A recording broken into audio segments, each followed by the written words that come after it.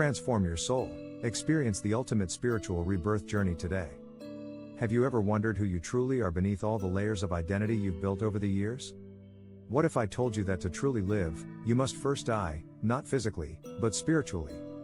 This concept may seem counterintuitive at first, but bear with me as we explore the idea that true transformation and liberation come from surrendering our attachment to the ego. In Eastern spirituality, there's a concept known as ego death or self-inquiry. It's the idea that by letting go of our attachment to our own identity, we can discover our true nature and find inner peace. But what does this mean, exactly? Are we talking about giving up our sense of self entirely? The answer is yes and no. You see, our sense of identity is like a house of cards. We construct it over time, piece by piece, and it seems solid and secure. But the truth is, it's actually a fragile facade. Beneath the surface, we're all just bundles of emotions, thoughts, and experiences. We're like Socrates said, "I know that I know nothing." The problem is, we're afraid to confront this emptiness. We're afraid to admit that we don't know who we truly are or what we want from life. So, we keep adding to our house of cards, layer by layer, until it becomes impossible to hold itself up. And then, we're left with a choice: keep pretending or risk everything and find out what's truly within. This is where spiritual awakening comes in. It's the experience of transcending our limited perception of reality and discovering our true nature. It's not just a philosophical concept, it's a direct, personal experience of unity and interconnectedness. Neuroplasticity plays a key role in this process. Our brains are constantly reorganizing and adapting in response to new experiences and learnings. When we let go of our attachment to our ego, we create space for new patterns of thought and behavior to emerge. It's like rewiring our minds to reflect the truth, rather than just accepting the status quo. So, what does it mean to die spiritually? It means surrendering our attachment to our ego and embracing the unknown. It means confronting our fears and limitations head-on, rather than running away from them. And it means being open to the possibility that there's more to life than we can possibly imagine. In the end, dying to be reborn is not about achieving some kind of spiritual status or enlightenment. It's about living in the present moment, without attachment or expectation. It's about discovering your true nature and living from a place of authenticity, rather than pretending to be something you're not. You see, there's a profound concept that ancient wisdom traditions have spoken about for millennia: the idea of dying before you die. Now, before you click away, this isn't about physical death. It's about something far more transformative, a spiritual metamorphosis that can completely revolutionize your existence. Think of it like a caterpillar transforming into a butterfly. The caterpillar doesn't simply grow wings, it completely dissolves its old form before emerging as something entirely new. That's exactly what we're going to explore today. This ancient wisdom is rooted in various spiritual traditions, including Buddhism, Hinduism, and Taoism. The idea is that we must let go of our ego, attachments, and old patterns in order to be reborn into a new and more awakened state. This requires us to confront our deepest fears, desires, and limitations, and to release them in order to make space for our true potential to emerge. When we die before we die, we undergo a process of spiritual shedding, where we release the layers of the old self that no longer serve us. This can be a painful and challenging process, but it's ultimately transformative and liberating. As we surrender to the unknown, we open ourselves up to new possibilities and a sense of unity with the universe. In the Tao Te Ching, Lao Tzu describes this process as emptiness and stillness. When we empty ourselves of our old patterns and attachments, we create space for the stillness and quiet of the present moment to emerge. This stillness is the doorway to spiritual awakening, where we can experience a deep sense of peace, clarity, and connection to the world around us. The concept of dying before you die is not just a philosophical idea, it's a practical tool for spiritual growth and transformation. When we apply this wisdom in our daily lives, we can experience a sense of freedom and empowerment that can be truly life-changing. So, let's explore this concept further and discover how we can embody it in our own unique way. You wake up every morning not quite knowing who you are, but knowing exactly who you're supposed to be. The expectations of others, the roles assigned to you, the personas you've adopted, they all blend together to create a sense of self that's both familiar and foreign. Your name, your family, your culture, your education, all these external influences shape your worldview, your language, and your very perspective on reality. It's as if you're navigating a complex web of inherited narratives, trying to make sense of the stories that have been passed down to you. The problem is, you didn't choose these stories. You didn't sit down with a pen and paper and decide, hey, I'm going to be a successful entrepreneur by 30, a devoted wife and mother by 35, and a retired beach dweller by 50. These were life scripts written by those around you, reinforced by societal pressures, and validated by social media. But here's the thing, these scripts are not you. They're just roles you've assumed to navigate the world. They're temporary solutions to the question, who am I? But what happens when these scripts no longer serve you? When the expectations of others begin to suffocate you? That's when you realize you're not just playing a role, you're living a life of script-mandated responsibilities. So, what's the way out of this script-induced prison? It begins with acknowledging the illusion of identity. Recognizing that the stories we tell ourselves, the roles we play, and the expectations we internalize are all just social constructs, subject to change, subject to the whims of society, and subject to personal revision. You wear many hats throughout your life, each representing a different aspect of your complex personality. You might be a nurturing parent, a driven professional, a loyal friend, or a loving partner. These roles are essential to who you are, but they shouldn't be confused with your true nature. They're like the clothes you wear, practical, functional, and allowing you to interact with the world, but ultimately not a part of who you are at your core. When someone asks you, who are you? You may instinctively respond with your name, your job title, or your relationships. You might introduce yourself as John Smith, marketing manager, or husband and father of two. However, are any of these characteristics truly reflective of your essence, or are they simply labels you've accumulated along the way? It's fascinating to consider how our identities are shaped by our experiences, relationships, and choices. We add new roles to our repertoire, like a painter adding colors to a canvas. But beneath the surface, who are you, really? What lies beneath the labels, the titles, and the relationships? Do you recognize that beneath the noise and distractions of daily life, a diamond of awareness and compassion lies hidden, waiting to be discovered? As you reflect on this, you may begin to see that your true self is not something that's developed over time, but rather it's been hiding in plain sight, waiting for you to acknowledge it. And when you finally see beyond the facade, you may discover a deeper sense of peace, clarity, and connection to the world around you.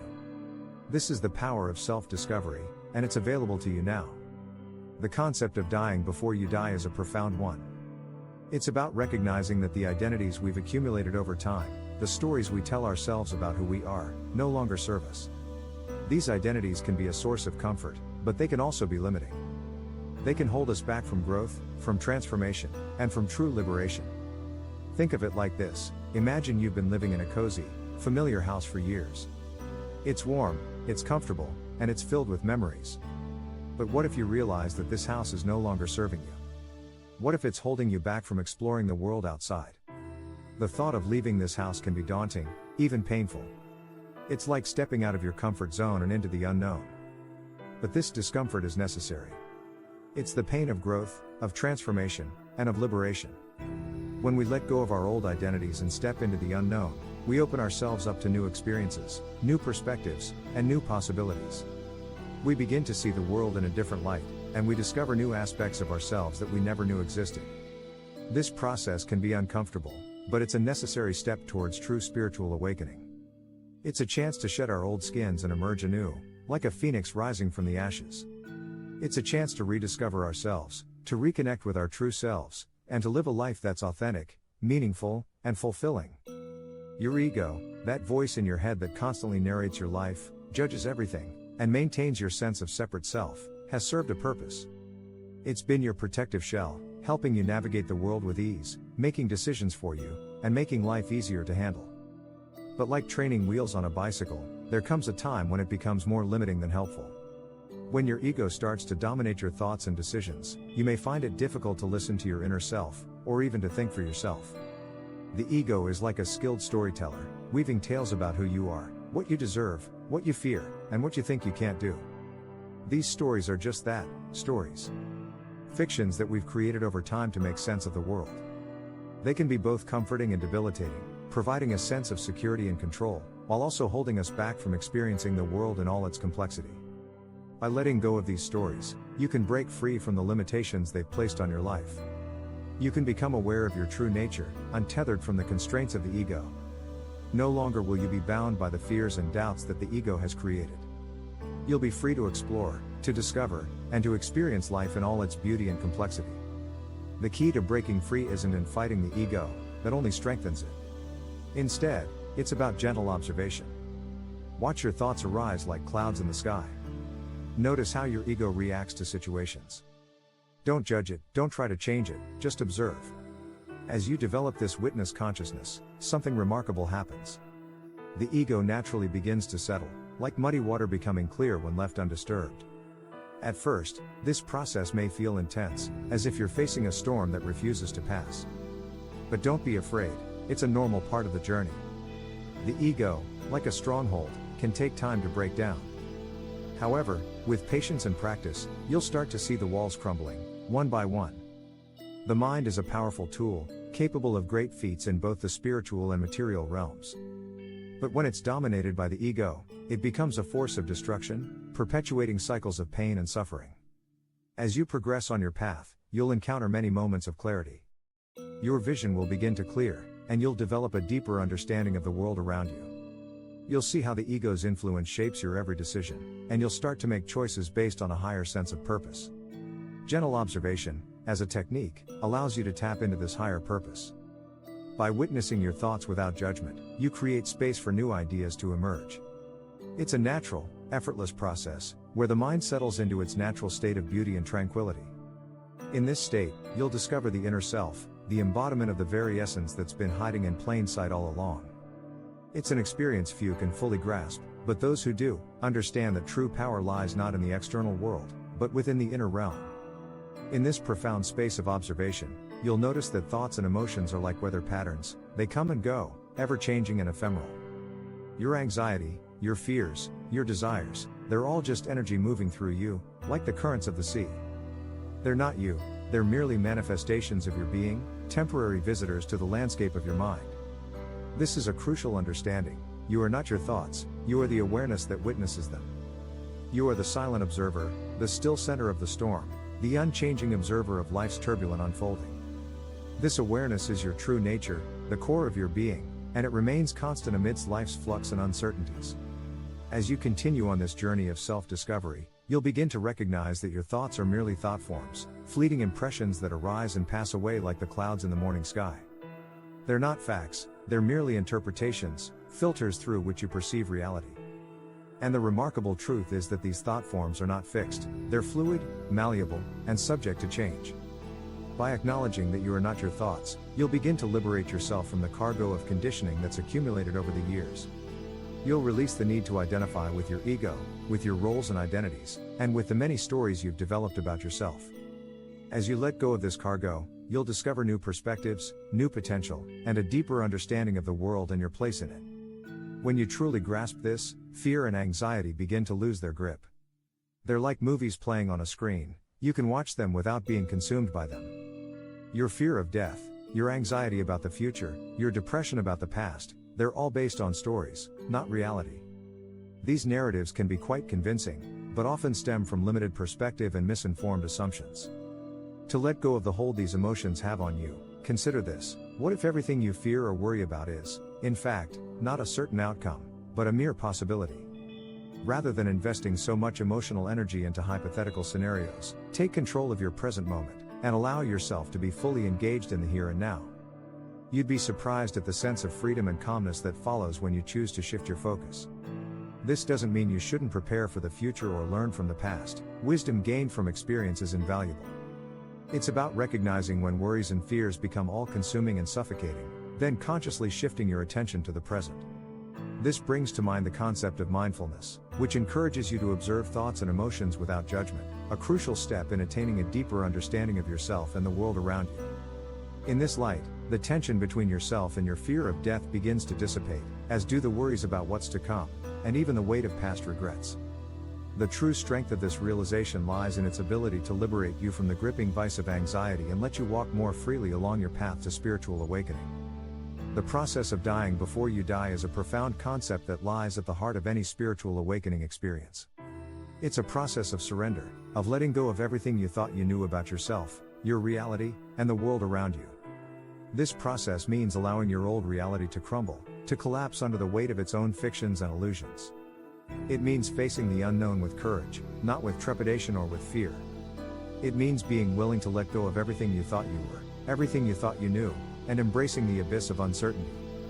It's like standing at the edge of a cliff, knowing you have wings but never having used them before. The leap requires trust in something deeper than your thinking mind, a trust that speaks directly to the heart of who you are. This trust is not based on reason or intellect, it's not something you can understand with your rational mind. It's a gut feeling, an intuition that drives you to take the leap with nothing but your faith in its outcome. Dying before you die is a process of transformation. It's not just a change in your external circumstances, it's a fundamental shift in your perspective. It's a shift from a focus on the physical world, with all its attachments and distractions, to a deeper awareness of the spiritual realm. As you begin to let go of your attachments and illusions, you start to tap into the deeper potential that lies within you. You start to realize that you are more than just a physical body or a collection of thoughts and memories, you are a soul on a journey of discovery and growth. This realization is not something that can be learned or comprehended intellectually. It's a direct experience of oneness with the universe, a sense of connection to all that is and all that ever will be. As your old self begins to let go, the boundaries that once confined you start to dissolve. The container of your ego, the conditioned self, starts to crack and crumble. You feel the weight lifting, the grip of resistance loosening. The world outside seems to be moving at a slower pace, as if time itself is bending to accommodate the magnitude of what's happening within. This is the moment of rebirth, the transformation from a finite, limited being to a boundless, limitless one. Your perception expands, and you begin to see the world anew, through the lens of nothingness. You realize that everything you thought was real was merely a projection of the unconscious mind. In this state of liberation, you transcend the constraints of identity and form. You no longer identify with thoughts, feelings, or experiences. Your existence is no longer tied to a specific ego or self-concept. The boundaries you once knew have disappeared, leaving you open to an endless expanse of possibility. You now understand that freedom is not about being able to do whatever you want, but about being free from the illusion of a separate self that wants anything. This is not a practical, tangible freedom, but a deep, existential one. You are no longer trapped in a world of separation and conditioning. In this space of liberation, you begin to grasp the profound understanding that everything is interconnected. The boundaries between you and the world start to subtly dissolve. You recognize that the intricate web of relationships that binds the universe together is not separate from your own consciousness. This realization acts as a catalyst for a profound shift in perception. As you delve deeper into this realm of awareness, you start to see that the entire universe exists within the vast expanse of your consciousness. Conversely, you exist within the intricate tapestry of the universe. This symbiotic relationship dissolves the notion of a fixed self, allowing your perception to broaden and become more expansive. You begin to comprehend that the universe is not a static entity, but a dynamic, ever-unfolding tapestry of experiences. In this state of unity, you transcend the limitations of the ego and begin to experience life as an integral part of the universe. Your identity expands, becoming indistinguishable from the world around you. This merging of the self with the cosmos allows you to tap into the infinite potential that lies within and without you. You start to see that the distinctions between light and darkness, good and evil, are but mere illusions, a product of the human mind. This awakening has far-reaching implications. It implies that every possibility exists within the realm of your consciousness, and that every experience is a manifestation of your co-creative power. You begin to see that the universe is a dynamic, ever-changing landscape, where every moment offers a new opportunity for growth and transformation. This paradigm shift frees you from the limitations of the physical world, allowing you to tap into the boundless potential of the universal consciousness. As you continue on this journey of self-discovery, you'll encounter various stages of awakening. Each stage represents a level of understanding, a deeper recognition of the interconnectedness of all things. With each step, your perception becomes more precise, allowing you to navigate the noumenal realm, where the veils of the physical world are shed, revealing the essential nature of reality. In this space of liberation, you're given the gift of rebirth, a chance to experience life anew. Your perception of reality is forever changed, as you come to understand that existence is not a static state, but a dynamic, unfolding process. This transformation allows you to tap into the infinite potential that lies within and without you, initiating a new cycle of growth and evolution. So I invite you to ask yourself, who were you before the world told you who you should be? Who are you beneath all your labels, roles, and stories? Take a moment to reflect on this profound question. Imagine yourself as a child, free from societal expectations and pressures. Who were you before your parents, teachers, or community shaped your identity? Consider the spark that ignited within you as you discovered your passions and interests. What made you come alive? Sit with these questions. Let them penetrate deeply. Allow yourself to release the need for validation and approval from others. It's time to reconnect with the essence of who you are. As you explore your true self, remember that it's not about rejection or abandoning the people and experiences that have defined your life. Rather, it's about integrating the wisdom and love you've gained with the freedom to be yourself. Embracing this authentic essence will liberate you from the weight of pretenses, expectations, and conditioning. It's okay to let go of the narratives others have created for you. In fact, it's essential to peel away the layers of societal expectations, family traditions, and cultural norms that have shaped your identity. This is not a rejection of your past or the people who have influenced you, but a reclaiming of your own story, a story that's been hidden beneath the surface of conditioned expectations. As you peel away the layers, you'll discover the love, laughter, and creativity that has always lived within you. You'll begin to see the world through fresh eyes, and your relationships will deepen as you connect with others on a more genuine level. So, I encourage you to take one step closer to your true self. Let the world's expectations melt away, and I invite you to ask again, who are you beneath all your labels, roles, and stories? The answer is waiting for you. As we embark on this transformative journey, it's essential to remember that this isn't just a series of thought-provoking insights. It's a holistic experience designed to guide you towards the most profound transformation possible, the death of the false self and the rebirth of your true nature. In this journey, you'll encounter the hidden aspects of your personality, the depths of your soul, and the power of your inner spirit. You'll learn to navigate the complexities of ego and self, and how to let go of the limitations that hold you back from realizing your full potential. The false self is a creation of our unconscious mind, shaped by societal expectations, family traditions, and past experiences. It's the mask we wear to hide our true nature, the shield that protects us from vulnerability, and the voice that convinces us we're not enough. But what lies beneath? What is this true nature, waiting to be uncovered? It's the essence of who you are, beyond the noise of the world, beyond the conditioning of your upbringing, and beyond the constraints of your ego. It's the sparkle in your eyes, the beat of your heart, and the whisper of your deepest desires. If this message resonates with you, share it with others who might benefit from it. Sometimes, all it takes is one spark to ignite a profound awakening. By spreading the word, you're not only helping others but also reinforcing your own commitment to transformation. The power of community and collective growth can amplify your journey, creating a ripple effect of positive change. As you continue on this path, remember that transformation is not a destination, it's a journey, a process, a practice. It requires patience, self-compassion, and courage to confront the shadows of your mind. But the rewards are immeasurable, a life of authenticity, freedom, and joy, where every decision aligns with your true essence and every step leads you closer to realizing your full potential. The time for pretending is over. The time for growth, for evolution, for transcendence is now.